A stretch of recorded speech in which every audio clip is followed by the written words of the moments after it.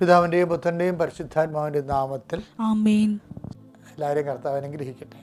ഏറ്റു പ്രാർത്ഥിക്കുക. അമ്മേ പരിശുദ്ധമ്മേ, അമ്മേ പരിശുദ്ധമ്മേ, ദൈവമാതാവേ, അന്ന് അങ്ങ് കൃപാസനത്തിൽ കൃപാസനത്തിൽ പ്രത്യക്ഷപ്പെട്ട് വരാൻ പോകുന്ന മഹാദുരന്തത്തിൽ നിന്ന് രക്ഷപ്പെടാനും എല്ലാവർക്കും വേണ്ടി പ്രാർത്ഥിക്കുവാനും ആവശ്യപ്പെട്ടിട്ട് 20 വർഷം തികയുന്ന ഈ വേളയിൽ കൃപാസനത്തിലൂടെ ഞങ്ങൾക്കും ഈ ദേശത്തിനും അങ്ങ് മധ്യസ്ഥം തേടി തന്ന എല്ലാ അനുഗ്രഹങ്ങൾക്കും കൃപകൾക്കും ഞങ്ങളിപ്പോൾ ഹൃദയം നിറഞ്ഞ നന്ദി പറയുന്നു.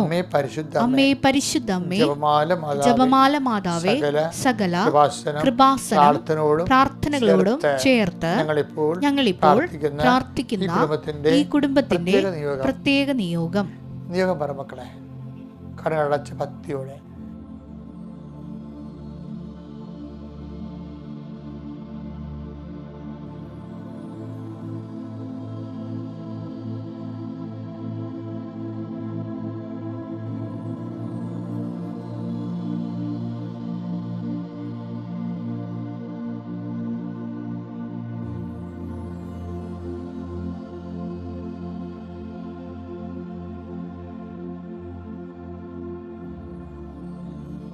അമ്മയുടെ പ്രത്യക്ഷീകരണത്തിന്റെ ഈ ദ്വാദശക വേളയിൽ ഞങ്ങൾക്ക് സാധിച്ചു തരുവാൻ കനിയേണമേ. ആമേൻ. വിശ്വാസ പ്രമാണം. സർവശക്തനായ പിതാവും ആകാശത്തിന്റെയും ഭൂമിയുടെയും സൃഷ്ടാവുമായ ദൈവത്തിൽ ഞാൻ വിശ്വസിക്കുന്നു. അവിടുത്തെ ഏകപുത്രനും ഞങ്ങളുടെ കർത്താവുമായ ഈശോ മിശിഹായിലും ഞാൻ വിശ്വസിക്കുന്നു. ഈ പുത്രൻ പരിശുദ്ധാത്മാവിനാൽ ഗർഭസ്ഥനായി കന്യകാമറിയത്തിൽ നിന്ന് പിറന്ന് പൊന്തിയോസ് പീലാത്തോസിന്റെ കാലത്ത് പീഡകൾ സഹിച്ച് കുരിശിൽ തറയ്ക്കപ്പെട്ട് മരിച്ച് അടക്കപ്പെട്ട് പാതാളങ്ങളിൽ ഇറങ്ങി മരിച്ചവരുടെ ഇടയിൽ നിന്ന് 3-ാം നാൾ ഉയർത്ത് സ്വർഗത്തിലേക്ക് എഴുന്നള്ളി സർവശക്തിയുള്ള പിതാവായ ദൈവത്തിന്റെ വലതുഭാഗത്തിരിക്കുന്നു. അവിടെ നിന്ന് ജീവിക്കുന്നവരെയും മരിച്ചവരെയും വിധിക്കുവാൻ വരുമെന്നും ഞാൻ വിശ്വസിക്കുന്നു. പരിശുദ്ധാത്മാവിലും ഞാൻ വിശ്വസിക്കുന്നു. വിശുദ്ധ കത്തോലിക്കാ സഭയിലും പുണ്യവാന്മാരുടെ ഐക്യത്തിലും പാപങ്ങളുടെ മോചനത്തിലും ശരീരത്തിന്റെ ഉയർപ്പിലും നിത്യമായ ജീവിതത്തിലും ഞാൻ വിശ്വസിക്കുന്നു. ആമേൻ. സ്വർഗ്ഗസ്ഥനായ ഞങ്ങളുടെ പിതാവേ, അങ്ങയുടെ നാമം പൂജിതമാകണമേ. അങ്ങയുടെ രാജ്യം വരണമേ. അങ്ങയുടെ തിരുമനസ് സ്വർഗത്തിലെ പോലെ ഭൂമിയിലും ആകണമേ. അന്നു വേണ്ടുന്ന ആഹാരം ഇന്ന് ഞങ്ങൾക്ക് തരണമേ. ഞങ്ങളോട് തെറ്റ് ചെയ്യുന്നവരോട് ഞങ്ങൾ ക്ഷമിക്കുന്നത് പോലെ ഞങ്ങളുടെ തെറ്റുകൾ ഞങ്ങളോടും ക്ഷമിക്കണമേ. ഞങ്ങളെ പ്രലോഭനത്തിൽ ഉൾപ്പെടുത്തരുതേ, തിന്മയിൽ ഞങ്ങൾ രക്ഷിക്കണമേ. ആമേൻ. കർത്താവ് അങ്ങയുടെ കൂടെ സ്ത്രീകളിൽ അങ്ങ് അനുഗ്രഹിക്കപ്പെട്ടവളാകുന്നു. അങ്ങയുടെ ഉദരത്തിൻ ഫലമായി ഈശോ അനുഗ്രഹിക്കപ്പെട്ടവനാകുന്നു. പരിശുദ്ധ മറിയമ്മേ, തമ്പുരാന്റെ അമ്മേ, പാപികളായ ഞങ്ങൾക്ക് വേണ്ടി ഇപ്പോഴും ഞങ്ങളുടെ മരണസമയത്തും തമ്പുരാനോട് അപേക്ഷിക്കണമേ. ആമേൻ. കർത്താവേ, നിന്റെ നാഥനും രക്ഷകനുമായി ഏറ്റുപറഞ്ഞുകൊണ്ട് ഞങ്ങൾ പ്രാർത്ഥിക്കുന്നു. ഭൂഖണ്ഡാന്തരങ്ങളിൽ കർത്താവെ, ഇപ്പോഴ് നമ്മ ശിരസ്കാരായി നിൽക്കുന്ന എല്ലാ മക്കളുടെ മേലും കർത്താവെ നിന്റെ തിരുമുറുവാർന്ന് വലതുകരം വയ്ക്കണമെന്ന് പ്രാർത്ഥിക്കുന്നു. ഈ പ്രഭാതത്തെ ഓർത്ത് നന്ദി പറയുന്ന ഈശോയെ, കർത്താവിൻ്റെ വലിയ ശക്തി കർത്താവെ ഇത് പ്രാർത്ഥിക്കുന്ന ഓരോ മക്കളുടെ മേലും ആവശ്യിക്കേണ്ട ഈശോയെ. ഈശോ നിന്റെ വിശുദ്ധ പൗരോഹിത്യത്തെ മഹത്വപ്പെടുത്തണമേ. കർത്താവെ, സഭയിലുള്ള സാന്നിധ്യം പ്രകടമാക്കണമേ. അമ്മേ, പരിശുദ്ധ അമ്മേ, ദൈവമാതാവേ, എല്ലാ മക്കൾക്ക് വേണ്ടി മധ്യസ്ഥം വഹിക്കണമേ. എൻ്റെ കർത്താവിൻ്റെ ഉന്നതമായ നാമത്തിൽ നിൻ്റെ വ്യവസായ സംരംഭങ്ങളെ, എൻ്റെ കർത്താവിൻ്റെ ഉന്നതമായ നാമത്തിൽ നിന്നെ അലട്ടുന്ന എല്ലാ ജീവിത പ്രശ്നങ്ങളുടെ മേലും കർത്താവിൻ്റെ കണ്ണ ചൊരിയട്ടെ. എൻ്റെ കർത്താവിൻ്റെ ഉന്നതമായ നാമത്തിൽ നിൻ്റെ സാമ്പത്തിക മേഖലകളുടെ മേൽ, അതിൻ്റെ തടസ്സങ്ങളുടെ മേൽ കർത്താവിൻ്റെ കണ്ണ ചൊരിയട്ടെ. നീ വിടുതൽ പ്രാപിച്ചുകൊണ്ട് സാക്ഷ്യം പറയാനും സമാശ്വാസത്തെ ജീവിക്കാനും കർത്താവ് നിന്നെ സഹായിക്കട്ടെ. കർത്താവെ, രോഗികളുടെ മേലെ നീ കൈവെക്കണമെന്ന് പ്രാർത്ഥിക്കുന്നു. കിടപ്പ് രോഗികൾ മാസങ്ങളായി കിടന്നിട്ട് ജോലിക്ക് പോകാൻ പറ്റാതിരിക്കുന്നവരുണ്ട് ഈശോയെ. അതുകൊണ്ട് കർത്താവ് എങ്ങനെ വരും എന്ന് വിചാരിച്ചുകൊണ്ട് വിഷമിക്കുന്നുണ്ട് ഈശോയെ.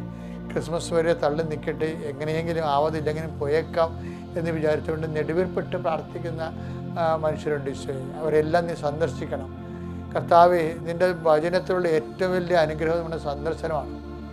ദൈവമേ, എൻ്റെ സന്ദർശന സമയം അറിഞ്ഞില്ലെന്നൊക്കെ നീ വചനത്തിൽ എഴുതിയിരിക്കുമ്പോൾ നിൻ്റെ ജോലി തന്നെ മനുഷ്യരെ സന്ദർശിക്കുക. അവരായിരിക്കുന്ന അവസ്ഥയിൽ കർത്താവ് ഒരു കുഞ്ഞാട് കർത്താവ് അത് കുരുക്കിൽപ്പെട്ട് കിടന്നപ്പോഴേ നീ അതിനെ സന്ദർശിക്കുകയാണ് ചെയ്യുന്നത്. അങ്ങനെയാണ് 99 കഥ നീ പറയണത്. അനുതാപം ആവശ്യമില്ലാത്ത 99 നീതിമാന്മാരെ കുറിച്ചതിനേക്കാൾ അനുതാപം ആവശ്യമുള്ള ഒരു കുഞ്ഞാടിനെക്കുറിച്ച്, നീതിമാനെക്കുറിച്ച് നീ സ്വർഗം സന്തോഷിക്കുമെങ്കിൽ ആ സന്ദർശനത്തിൻ്റെ ഭാഗമായിട്ടാണ് ദൈവമേ സന്തോഷം വരണമെന്ന് ഞങ്ങൾക്ക് അറിയാം. കർത്താവേ, നീ ഇനിയും സന്ദർശിക്കാനുള്ളവർ അവരുടെ യോഗ്യത കൊണ്ടല്ല കർത്താവേ, ഞങ്ങളുടെ പ്രാർത്ഥനയുടെ യോഗ്യത കൊണ്ട് കർത്താവേ നീ അവരെ സന്ദർശിക്കണമേ. രോഗികൾ, പീഡിതർ, മനപ്രയാസമുള്ളവർ, തകർന്നു പോയവർ, ജീവിത പങ്കാളികൾ ഇറങ്ങിപ്പോയവർ, ജീവിത പങ്കാളികൾ നഷ്ടപ്പെട്ടവർ, ജീവിത പങ്കാളികൾ മരിച്ചു പോയവർ, കർത്താവേ മഴ പെയ്യുമ്പോഴും അതുപോലെ തന്നെ തണുപ്പടിക്കുമ്പോഴും വല്ല ഒറ്റക്ക് ചെന്നിട്ട് തുഴഞ്ഞിട്ട് കയറാതിരിക്കുമ്പോഴും വല്ലാത്ത വിഷമമാണ്. വല്ലപാടും ചത്താൽ മതിയായിരുന്നു എന്ന് നമുക്ക് തോന്നിപ്പോകുന്ന വിഷമത്തിൽ ആൾക്കാരുണ്ട്. കർത്താവ് അവരെല്ലാം നീ സന്ദർശിക്കണേ കർത്താവേ. കർത്താവെ, അവർക്ക് ഇപ്പം പലരും എഴുന്നേറ്റിട്ടുണ്ട്. പക്ഷേ എഴുന്നേറ്റതായാലും അത് കിടന്നതായാലും എല്ലാവർക്കും ഒരുപോലെയാണ്. രാത്രി എന്തിനാകുന്നു, എന്തിനു വെളുക്കുന്നു എന്നവർക്കൊരു എത്തും പിടിയില്ലാതെ ഇങ്ങനെ ഇരുണ്ടും വെളുത്തും പോകുന്ന പോലുള്ള മനുഷ്യരുണ്ട് ഈശോയെ. അവരെല്ലാം നീ സന്ദർശിക്കണം കർത്താവെ, അവരെല്ലാം സന്ദർശിക്കണം കർത്താവെ. കർത്താവ്, കുഞ്ഞു പിള്ളേർ പോകുന്നുണ്ട് ഈശോയെ. അവരെ ചതിക്കാതിരിക്കുന്നവർക്ക്, അവർക്ക് ലഹരി മരുന്നുകൾ കൊടുത്തുകൊണ്ടും കർത്താവ് പഞ്ചാര വർത്തമാനം പറഞ്ഞുകൊണ്ടും കർത്താവ് വളരെ അങ്ങനെ വളഞ്ഞു കൂടിയിട്ട് അവസാനം ട്രാപ്പിലാക്കുന്നുണ്ട് ഈശോയെ. അതുപോലെ തന്നെ അപകട മേഖലകളിൽ ചരിക്കുന്നുണ്ട്. അറിയാതെ ഇങ്ങനെ സ്നേഹം നടിച്ചും പിന്നെ അങ്ങനെ തെറ്റിൽ വീഴുന്നു പോകുന്ന ആൾക്കാരുണ്ട് ഈശോയെ. അവരെല്ലാം നീ സന്ധിക്കണം പ്രാർത്ഥിക്കുന്നു. ദൈവത്തിൻ്റെ കരുണ മക്കളിലേക്ക് ആവശ്യിക്കട്ടെ ഈശോയെ. ദൈവത്തിൻ്റെ കരുണ മക്കളിലേക്ക് ആവശ്യിക്കട്ടെ.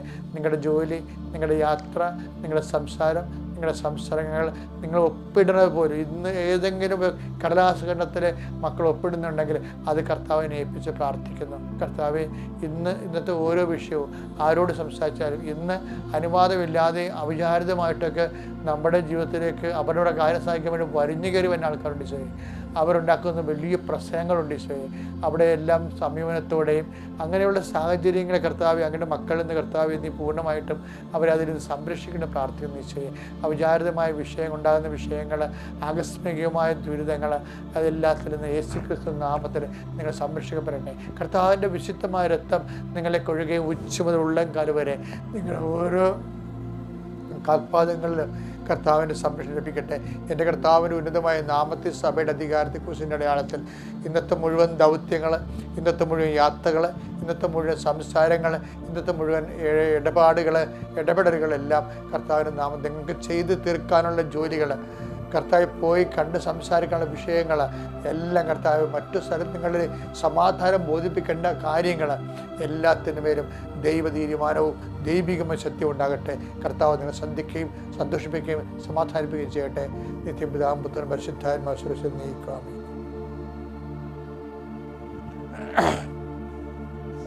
മക്കളെ, നമ്മൾ ഇന്ന് വീണ്ടും ഒരു വചനം വായിക്കുകയാണ്. സങ്കീർത്തനം 25:4-6, സങ്കീർത്തനം 32:8 തമ്മിൽ ഭയങ്കര പൂരകമായൊരു വചനമാണ്. കർത്താവേ, അങ്ങയുടെ മാർഗങ്ങൾ എനിക്ക് മനസ്സിലാക്കി തരണമേ. കർത്താവേ, അങ്ങയുടെ മാർഗങ്ങൾ എനിക്ക് മനസ്സിലാക്കി തരണമേ. അങ്ങയുടെ പാതകൾ എന്നെ പഠിപ്പിക്കണമേ. അങ്ങയുടെ പാതകൾ എന്നെ പഠിപ്പിക്കണമേ. കർത്താവേ, പണ്ട് മുതലേ അങ്ങ് ഞങ്ങളോട് കാണിച്ച അങ്ങയുടെ കാരുണ്യവും വിശ്വസ്തതയും അനുസ്മരിക്കണമേ. എൻ്റെ പ്രിയപ്പെട്ടവരെ, അതായത് പ്രാർത്ഥനയ്ക്ക് പെട്ടെന്ന് ഉത്തരം കിട്ടാനുള്ള ഒരു മാർഗമുണ്ട്. അതിലൊന്ന്, ഇപ്പം നമുക്ക് ഞാൻ ഒരു കാര്യം ചെയ്യട്ടെ. ഇപ്പം നമ്മൾ പഞ്ചായത്തിൽ വില്ലേജ് ഓഫീസിൽ പോയി ചോദിക്കണം, പഞ്ചായത്തിൽ പോയി ചോദിക്കണം, സാറേ വീട് റിപ്പയർ ചെയ്യാനുള്ള സ്കീമെല്ലാം ഉണ്ടോ എന്ന് ചോദിക്കും. അപ്പോൾ അവർ പറയും വീട് റിപ്പയർ ചെയ്യാനുള്ള സ്കീമൊന്നുമില്ല, വീട് വെച്ചു കൊടുക്കാനുള്ള ലൈഫ് മിഷൻ ഉണ്ടെന്ന് പറയും. ഇനി ബ്ലോക്കിൽ പോയി ചോദിക്കുകയാണ്, സാറേ കോഴിയും കോഴിക്കോടൊക്കെ വന്നോ എന്ന് ചോദിക്കുമ്പോൾ പറയും കോഴിയും കോഴിക്കോടൊന്നും ഇല്ല, പശു വന്നിട്ടുണ്ടെന്ന് പറയും. അപ്പോഴെന്ത് സംഭവിച്ചു കഴിഞ്ഞാൽ നമ്മൾ അവിടെ ഉള്ളത് അപേക്ഷിച്ചാൽ മാത്രമേ നമുക്ക് കിട്ടത്തുള്ളൂ. കിട്ടാൻ എളുപ്പമാണ്.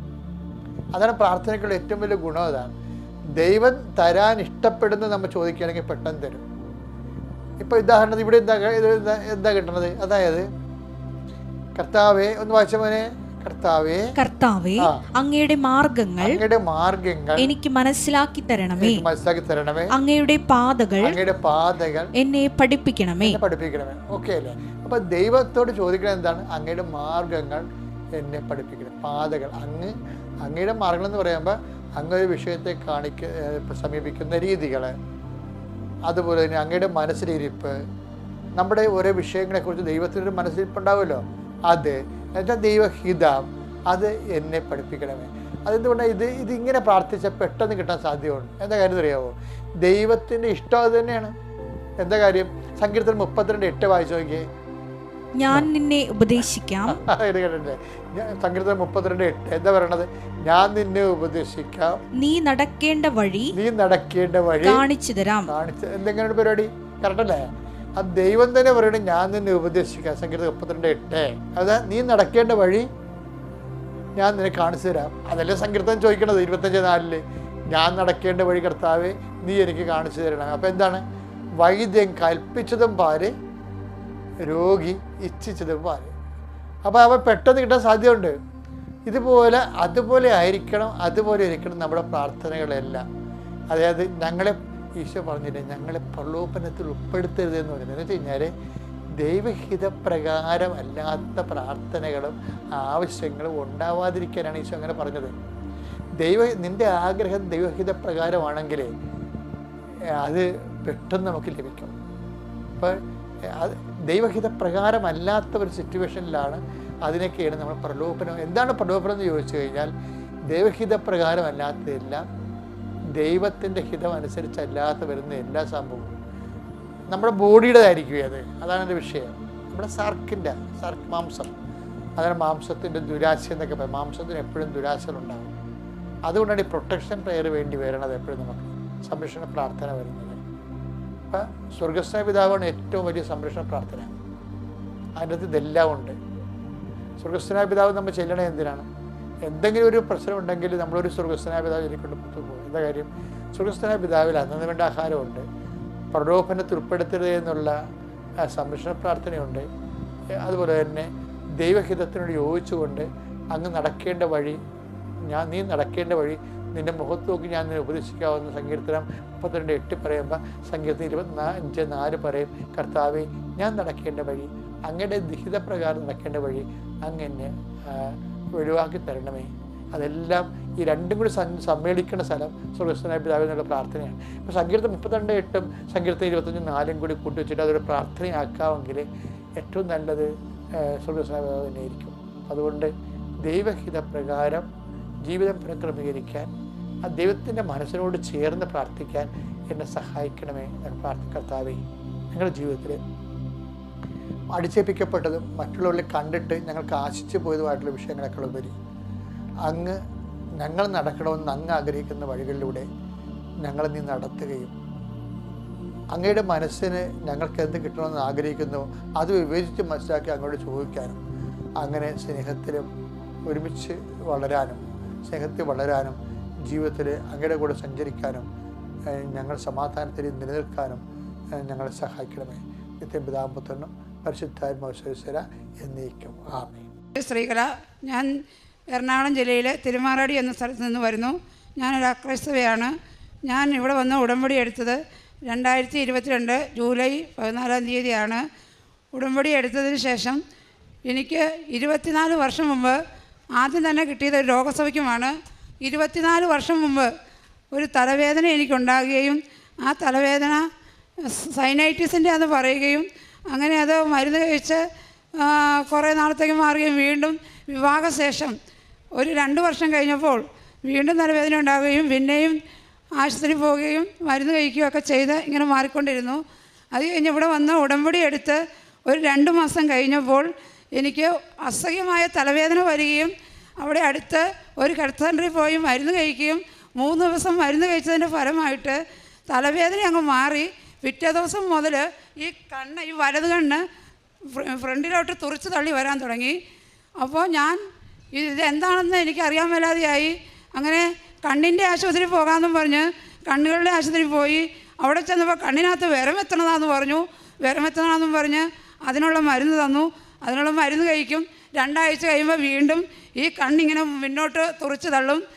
അതിനുശേഷം ഞാൻ അവിടെ ഈ മാതാവിൻ്റെ കാശുരൂപം കണ്ണിനകത്ത് വെച്ച് പ്രാർത്ഥിക്കുകയും എൻ്റെ മാതാവേ ഈ രോഗം എന്തെന്ന് എനിക്ക് കാണിച്ചു തരണമെന്ന് പറഞ്ഞ് ഞാൻ മുട്ടുമേൽ നിന്ന് പ്രാർത്ഥിക്കുകയും ഒക്കെ ചെയ്തതിൻ്റെ ഫലമായി അവിടെ റിട്ടയറായ ഒരു സർജൻ എന്നെ റിട്ടയറായ സർജൻ്റെ അടുത്ത് എൻ്റെ മോൻ എന്നെ കൊണ്ടുപോവുകയും അവിടെ ചെന്നപ്പോൾ അമ്മയ്ക്ക് ഒരു MRI സ്കാൻ എടുക്കണമെന്ന് പറയുകയും ഡോക്ടർ MRI സ്കാനിന് തൊടുപുഴ സെൻറ്റ് മേരീസ് ആശുപത്രിയിലേക്ക് എഴുതി തരികയും ചെയ്തു. അവിടെ ചെന്ന് MRI സ്കാൻ എടുത്തു കഴിഞ്ഞപ്പോൾ ഡോക്ടർ പറഞ്ഞു എത്രയും പെട്ടെന്ന് അമ്മേനെ അങ്കമാലി ലിറ്റിൽ ഫ്ലവർ ഹോസ്പിറ്റലിൽ എത്തിക്കണം. അമ്മയുടെ തലയ്ക്കകത്ത് കഫം എത്തിയിട്ട് ഇങ്ങനെ ഞരമ്പ് ദ്രവിക്കാറായിട്ടുണ്ട്. അതുകൊണ്ട് എത്രയും പെട്ടെന്ന് ഇങ്ങനെ ലിറ്റിൽ ഫ്ലവർ ഹോസ്പിറ്റലിൽ കൊണ്ടുപോകണമെന്ന് പറഞ്ഞു. അങ്ങനെ ലിറ്റിൽ ഫ്ലവർ ഹോസ്പിറ്റലിൽ കൊണ്ടുപോയി അവിടെ ചെന്ന് CT സ്കാൻ എടുത്തു കഴിഞ്ഞപ്പോൾ ഇത് ഓപ്പറേഷൻ ചെയ്ത് വേണം, 6 മണിക്കൂറത്തെ സർജറിയാണ്, സർജറി ചെയ്ത് വേണം ഇത് നീക്കം ചെയ്യാനെന്ന് പറഞ്ഞു. അങ്ങനെ CT സ്കാൻ എടുത്ത് അപ്പോൾ എനിക്ക് ചുമയുണ്ടായിരുന്നു. ഒരാഴ്ച കഴിഞ്ഞ് ചുമ കഴിഞ്ഞ് വരാനും പറഞ്ഞ് ഞങ്ങളെ വീട്ടിലേക്ക് വിട്ടു. അപ്പോൾ ഞങ്ങളെ ആദ്യം കണ്ട ഡോക്ടർ തന്നെ പറഞ്ഞു ആ സ്കാനിൻ്റെ റിസൾട്ടൊക്കെ ഒന്ന് അയച്ചു തരാമോ എന്ന് ചോദിച്ചിരുന്നു. ആ സ്കാനിൻ്റെ റിസൾട്ട് അയച്ചു കൊടുത്തതിൻ്റെ ഫലമായിട്ട് ആ ഡോക്ടർ തന്നെ തിരുമാറാടി ഹെൽത്ത് സെൻ്ററിൽ നിന്ന് ഞങ്ങളെ വിളിച്ച് പറയുകയാണ്, ചേച്ചി ആരുമായിട്ട് സമ്പർക്കം പുലർത്തരുത്, ചേച്ചി ആരുടെ അടുത്ത് പോകരുത്, ചേച്ചി വീട്ടിൽ പോലും ആരുമായിട്ടും മിണ്ടരുത്, ചേച്ചി ഒറ്റമുറിയിൽ തന്നെ കഴിയണം എന്നൊക്കെ പറഞ്ഞ് എന്നെ ഭയപ്പെടുത്തുകയും ഞാനപ്പോൾ ചോദിച്ചു ഡോക്ടറെ ഞാനിങ്ങനെ എന്നെ ഓപ്പറേഷൻ ചെയ്യാമെന്ന് പറഞ്ഞിട്ടുണ്ട്, അതിനിപ്പോൾ എനിക്ക് കൃപാസനത്തിൽ ചെന്ന് അച്ഛൻ്റെ ബ്ലെസ്സിങ് മേടിക്കണം, ഞാനൊന്ന് പൊക്കോട്ടെ എന്ന് ചോദിച്ചു. അപ്പം ഡോക്ടർ എന്നോട് പറഞ്ഞു പോകാൻ പാടില്ല, ആരുമായിട്ട് സമ്പർക്കം പുലർത്താൻ പാടില്ല, നിങ്ങൾക്ക് ബ്ലാക്ക് ഫംഗസ് എന്ന രോഗമാണ്, നിങ്ങൾ അത് ആരും എറണാകുളം ജില്ലയിൽ 3 പേരിൽ നിങ്ങളാണ് ഒരാൾ എന്നൊക്കെ പറഞ്ഞ് എന്നെ ഭയപ്പെടുത്തുകയൊക്കെ ചെയ്തു. ഞാൻ അന്നേരം പറഞ്ഞു മാതാവ് വേണമെങ്കിൽ അച്ഛനെ ഗൂഗിൾ മീറ്റിൽ കയറി കണ്ടോളാൻ പറഞ്ഞു. അപ്പോൾ എനിക്ക് ഗൂഗിൾ മീറ്റ് സെർച്ച് ചെയ്യാനോ ഇതൊന്നും അറിയില്ല. എൻ്റെ കൊച്ചുങ്ങൾക്ക് സ്കൂളിൽ പോകാൻ വരാതെയായി, എൻ്റെ കൊച്ച് ട്യൂഷൻ എടുക്കുന്നുണ്ട്, കൊച്ചിൻ്റെ ട്യൂഷൻ പിള്ളേർ വരാതെയായി. അങ്ങനെ വളരെയധികം കഷ്ടപ്പെട്ടു. അമ്മയുടെ കാശുരൂപം വെച്ച് ഞാൻ പ്രാർത്ഥിച്ചു, അമ്മേ ഇതിനൊരു പരിഹാരം എനിക്കുണ്ടാക്കി തരണം എന്നും പറഞ്ഞ് ഞാൻ പ്രാർത്ഥിച്ചതിൻ്റെ ഫലമായിട്ട് പിറ്റേ ദിവസം തന്നെ എൻ്റെ ഹസ്ബൻഡ് എന്നെ ഹോസ്പിറ്റലിൽ കൊണ്ടുപോവുകയും അവിടെ ചെന്ന് കഴിഞ്ഞപ്പോൾ ഡോക്ടർ ചോദിച്ചു ഇത് ആരാണ് നിങ്ങൾക്ക് ബ്ലാക്ക് ഫംഗസ് ആണെന്ന് പറഞ്ഞത്? ഞാൻ എന്നാ അപ്പോൾ വിഡ്ഢിയായ ഡോക്ടറാണോ? ബ്ലാക്ക് ഫംഗസ് ആയിരുന്നെങ്കിൽ നിങ്ങളെ ഞാൻ ഇവിടുന്ന് വീട്ടിൽ വിടുമായിരുന്നോ എന്നൊക്കെ ചോദിച്ച ഡോക്ടർ ആ ഡോക്ടറുടെ നമ്പർ തരൂ, ഞാൻ തന്നെ കേസിന് പൊക്കോളാം എന്നും പറഞ്ഞ് ഡോക്ടർ വളരെ വൈകിട്ട് ഇത് ചെയ്തു. എന്നിട്ട് ഡോക്ടർ പിറ്റേ ദിവസം തന്നെ എന്നെ ഓപ്പറേഷൻ തിയേറ്ററിൽ കയറ്റുകയാണ്. 8 മണിക്കൂറത്തെ സർജറിയാണെന്ന് നേരത്തെ തന്നെ പറഞ്ഞായിരുന്നു. അപ്പോൾ ഞാൻ പറഞ്ഞു അമ്മ യേശുവിനും എൻ്റെ മുന്നിൽ ഓപ്പറേഷൻ തിയേറ്ററിൽ പോകണം, എനിക്ക് എൻ്റെ ഹസ്ബൻഡ് മാത്രമേ ഉള്ളൂ ഓപ്പറേഷൻ തിയേറ്ററിൻ്റെ വാതിൽക്കൽ കാവലിരിക്കാൻ, എൻ്റെ കുഞ്ഞുങ്ങളെ ഞാൻ അമ്മയുടെ യേശുവിൻ്റെയും കയ്യിൽ ഏൽപ്പിച്ചിട്ടാണ് പോന്നിരിക്കുന്നത്, അമ്മയും യേശുവിനും ഓപ്പറേഷൻ തിയേറ്ററിൽ എൻ്റെ മുൻപിൽ തന്നെ കയറണം, എൻ്റെ ഹസ്ബൻഡ് മാത്രമേ ഉള്ളൂ എനിക്ക് കാവലിരിക്കാൻ എന്നും പറഞ്ഞ് രാവിലെ 8 മണിക്ക് എന്നെ ഓപ്പറേഷൻ തിയേറ്ററിൽ കയറ്റണു. 6 മണിയാവും ഇപ്പോൾ എന്നെ ഓപ്പറേഷൻ തിയേറ്ററിൽ നിന്ന് ഇറക്കണു. അതുവരെ എൻ്റെ ഹസ്ബൻഡ് എനിക്ക് കാവൽ വാതിൽക്കിരുന്ന് ഭക്ഷണം പോലും കഴിക്കാതെ ഇരിക്കുവാണ്. അത് കഴിഞ്ഞ് ഓപ്പറേഷൻ തിയേറ്ററിൽ കൊണ്ട് കിടത്തി 6 മണിക്കൂറത്തെ സർജറി കൊണ്ട് കിടത്തി 1/2 മണിക്കൂർ കഴിഞ്ഞില്ല എൻ്റെ ബോധം തെളിഞ്ഞു. എനിക്ക് പുറത്തിറങ്ങണമെന്ന് പറഞ്ഞ് ഞാൻ ബഹളം വെച്ചു. ഡോക്ടർമാരെല്ലാം വീട്ടിൽ പോയി. അപ്പോൾ അവർ പറഞ്ഞു ഡോക്ടറെല്ലാം വീട്ടിൽ പോയി പിറ്റേ ദിവസമേ പുറത്തിറക്കാൻ പറ്റുള്ളൂ, തലയുടെ സർജറി കഴിഞ്ഞതാണ്, അങ്ങനെ പുറത്തിറക്കാൻ പറ്റൂല എന്ന് പറയുകയും എനിക്ക് ഇറങ്ങണം പറഞ്ഞ് ഞാൻ ബഹളം വയ്ക്കുകയും അവർ വീണ്ടും ഡോക്ടറെ വിളിക്കുകയും അന്ന് തന്നെ അവരെന്നെ വാർഡിലേക്ക് മാറ്റുകയും ഇത്രയും വലിയ ഓപ്പറേഷൻ കഴിഞ്ഞ് 3-ാം ദിവസം എനിക്ക് തിരിച്ച് വീട്ടിലെത്താനും സാധിച്ചു. അത് അമ്മയുടെയും തിരുക്കുമാരൻ്റെയും ഒരൊറ്റ അനുഗ്രഹം കൊണ്ടാണെന്ന് ഞാൻ പൂർണ്ണമായിട്ടും വിശ്വസിക്കുന്നു. രണ്ടാമത് ഇത്രയും വലിയ ഓപ്പറേഷൻ കഴിഞ്ഞ് എനിക്ക് പശുവുണ്ട്. ഞാൻ അധികം ഈ ഓപ്പറേഷൻ ഇത്ര കഴിഞ്ഞെങ്കിലും ഞാൻ 1 മാസമാണ് റെസ്റ്റ് എടുത്തത്. എനിക്ക് ഒരു പശുവുണ്ട്. ഞാൻ പശുവിനെ കൊണ്ട് കെട്ടാൻ ഞാനും ഹസ്ബൻഡും കൂടെ പശുവിനെ കൊണ്ട് കെട്ടാൻ പോവാണ്. ഹസ്ബൻഡ് പുറകിലൊരു പശുവിനെ പിടിച്ചുകൊണ്ട് ഞാൻ മുന്നിൽ പോണു. അപ്പം മുന്നിൽ പോയ പശു ഓടിപ്പോയി.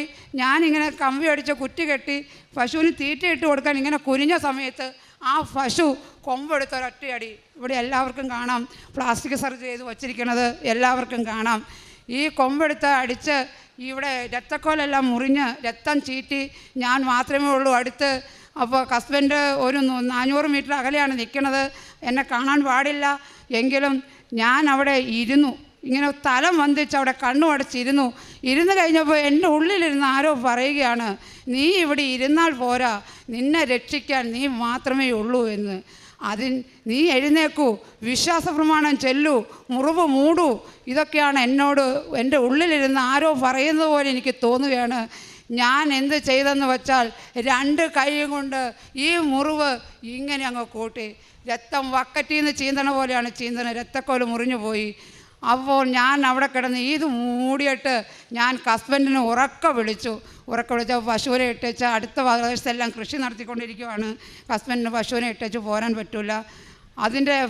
അന്നേരം നമ്മുടെ മോൻ്റെ ഒരു കൂട്ടുകാരൻ ആ വഴി വരികയും എൻ്റെ കരച്ചിൽ കേൾക്കുകയും അവൻ ഓടി ഇറങ്ങി വന്ന് എന്നെ താങ്ങി പിടിച്ച് അടുത്തൊരു വീട്ടിൽ കൊണ്ടുപോയി ഇരുത്തി.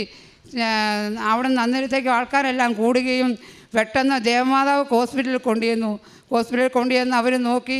അവർ മുറിവ് പൊടിച്ച് നോക്കിയപ്പോൾ ഇത് വികൃതമായ മുറിവാണ്. അപ്പം ഡോക്ടർ എന്നോട് വന്ന്, ഡോക്ടർ സിസ്റ്ററാണ്, ആ ഡോക്ടർ എന്നോട് വന്ന് പറഞ്ഞു, ചേച്ചി ഇവിടെ സർജൻ ഇല്ല, അതുകൊണ്ട് ഞങ്ങൾ കാരിത്താസിന് വിടുവാണ് എന്ന് പറഞ്ഞു.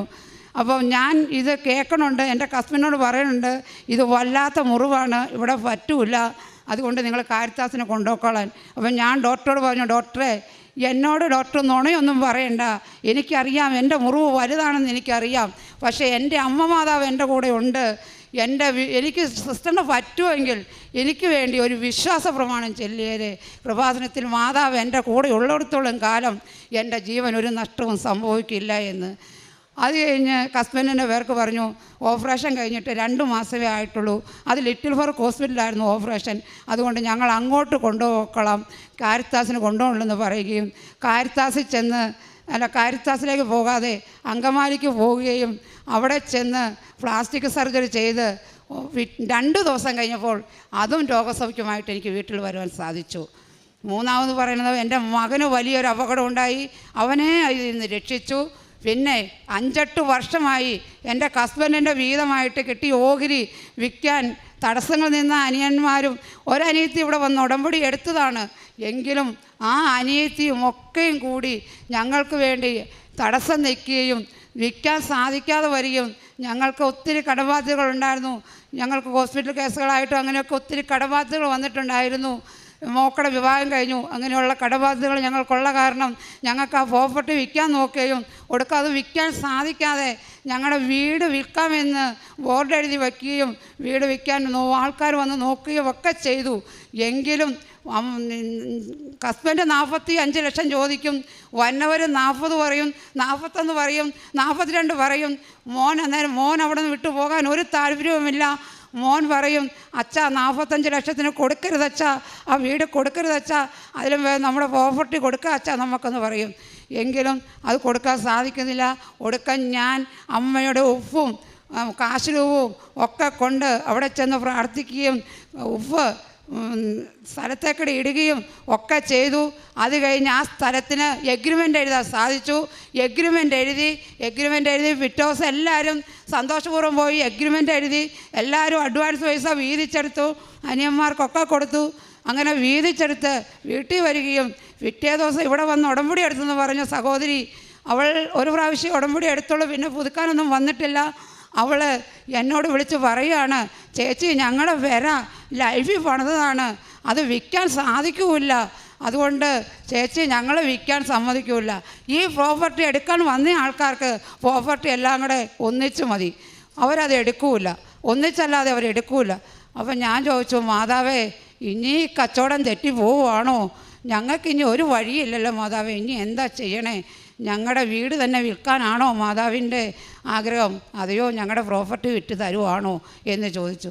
അതിൻ്റെ ഫലമായി ഈ മേടിക്കാമെന്ന് പറഞ്ഞ ആൾക്കാർ അവർ പറയുകയാണ്, ചേട്ടാ ആ പ്രോപ്പർട്ടി ഒഴിച്ച് ബാക്കി ഒരു അനിയൻ്റെ വീതം കൂടി ഉണ്ട്, ആ അനിയൻ്റെ വീതം കൂടെ കൂട്ടി നിങ്ങളുടെ 2 പേരുടെ കൂടെ വീതം ഞങ്ങൾ കച്ചവടമാക്കിക്കൊള്ളാമെന്ന്.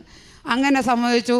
അത് കഴിഞ്ഞപ്പോൾ പിറ്റേ ദിവസം ഈ ചേട്ടൻ്റെ ചിറ്റ എന്ന് പറയുന്ന ആൾ അവിടെ ചെന്ന് പരാതി പറയുകയാണ്. അവർ 2 ആൺമക്കൾ മരിച്ചു പോയതാണ്. അവർ ചെന്ന് പരാതി പറയുകയാണ്, എന്നെ ഒന്നുമില്ലാതെ ഇറക്കി വിടുകയാണ്, അതുകൊണ്ട് എനിക്ക് എന്തെങ്കിലും വേണമെന്ന് പറഞ്ഞു. അപ്പോൾ ആ ചിറ്റയുടെ മകളാണ് ഒരാൾ ഈ സ്ഥലം ഞങ്ങളുടെ കൂടെ വിൽക്കാനിരിക്കുന്നത്. ആ പുള്ളിക്കാരത്തി 3 സെൻറ്റ് സ്ഥലം കൊടുക്കുകയും വീടിൻ്റെ ബാക്കി പണികൾ പൂർത്തിയായി കൊടുക്കുകയും ചെയ്ത് ഇന്ന് ആ പ്രോപ്പർട്ടി വിൽക്കാൻ സാധിച്ചു.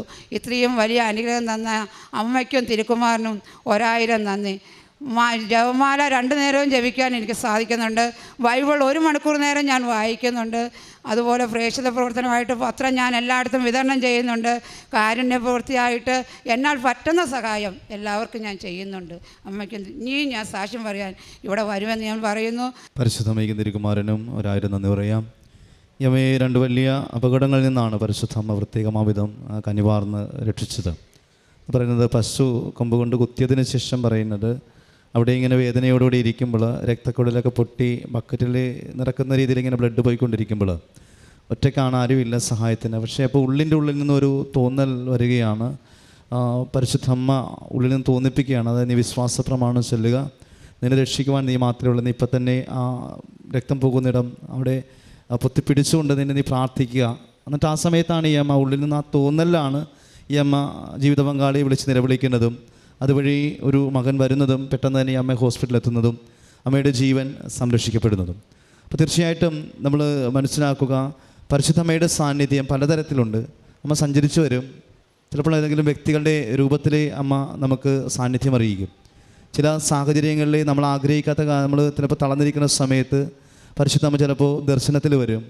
ഇനി അതുമല്ലെങ്കിൽ സുഗന്ധാഭിഷേകമായിട്ട് വരും. അല്ലെങ്കിൽ ഉള്ളിലുള്ള ഇങ്ങനെ ഉൾപ്രേരണകൾ പരിശുദ്ധമ്മ ഇങ്ങനെ നമുക്ക് നൽകിക്കൊണ്ടിരിക്കും. ഉടമ്പടിയിലായിരിക്കുന്നവർക്ക് പ്രാർത്ഥനയോടെ പരിശുദ്ധമ്മയിൽ വിശ്വസിച്ചിരിക്കുന്നവർക്ക് എങ്ങനെയാണോ അവരെ സംരക്ഷിക്കേണ്ടത് അത് പരിശുദ്ധമ്മയ്ക്ക് അറിയാം. അതുകൊണ്ട് തന്നെ ആ സമയത്ത് എങ്ങനെ പ്രവർത്തിക്കണമെന്നുള്ളത് പരിശുദ്ധമ്മ ആ സമയത്ത് ആ വ്യക്തിയുടെ ജീവിതത്തിൽ ഇടപെട്ട് നടത്തും.